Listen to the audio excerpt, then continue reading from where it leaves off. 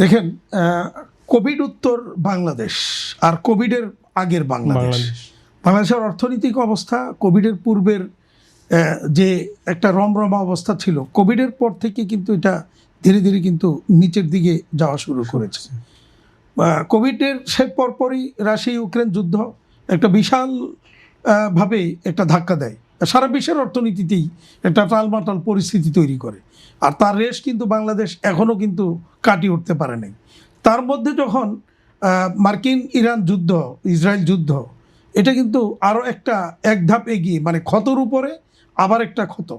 তার মানে কি, ক্ষতর উপর যখন একটা ক্ষত হয়ে যায় তখন সেটা কিন্তু অনেক সময় গ্যাংগ্রিং হয়ে যায়। তো এই পরিস্থিতিতে বর্তমানে বাংলাদেশের অর্থনীতি, বাংলাদেশের শিল্প কলকারখানা দুকে দুকে মরছে। এবং দীর্ঘদিন যাবতীয় আমরা বলে আসছি, বিশেষ করে আপনার গত বেশ কিছুদিন যাবতীয় আমরা বলছি যে বাংলাদেশের অর্থনীতি, বাংলাদেশের গার্মেন্টস শিল্প আইসিইউতে আছে। এবং আমি যদি স্পেসিফিক্যালি বলি, অন্তত কমপক্ষে 80% ফ্যাক্টরি গত অন্তত মিনিমাম দুই আড়াই বছর বা 3 বছর যাবৎ কন্টিনিউয়াসলি লসে রান করতেছে। তো এখন একটা প্রশ্ন হইতে পারে, তো লসে রান করতেছে কেন? পদ্মা সেতু, মেট্রো রেল এবং এলিভেটেড এক্সপ্রেসওয়ে নির্মাণের গর্বিত অংশীদার বসুন্ধরা সিমেন্ট। তো লসে রান করতেছে এই কারণে, এটা ওয়ান ওয়ে রুট। একবার যে এই অনবোর্ড হইছে, মানে একবার অনবোর্ড হইছে, ওখান থেকে আর পিছনে যাওয়ার আর কোনো সুযোগ নাই। মানে মৃত্যু না হওয়া পর্যন্ত এটা বন্ধ হওয়ার কোনো সুযোগ নাই।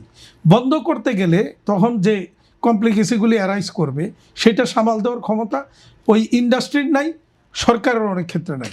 সেটা হচ্ছে যে বন্ধ করতে গেলে দেখা যাচ্ছে বিশাল একটা শ্রমিক শ্রেণী, যাদের নানা রকমের ফেসিলিটি, শ্রম আইন অনুযায়ী তাদের সার্ভিস বেনিফিট, তাদের বেতন, বোনাস ইত্যাদি নানা কিছুর একটা চাপ থাকবে, যেটা এই পরিস্থিতিতে অনেক ফ্যাক্টরির পক্ষে, সব ফ্যাক্টরির পক্ষে মানে পরিশোধ করা সম্ভব না। দ্বিতীয়ত হচ্ছে এই সময়ে নানা কারণে, বাংলাদেশ ব্যাংকের রং পলিসির কারণে, সরকারের রং পলিসির কারণে, মানে যেভাবে ব্যবসায়ীরা ক্ষতিগ্রস্ত হয়েছে, যেরকম একটা ক্ষত তৈরি হয়েছে বা ব্যাংকে একটা শর্টফল তৈরি হয়েছে, এইটাকে রিকভার করার ক্ষমতা ওই ইন্ডাস্ট্রির নাই।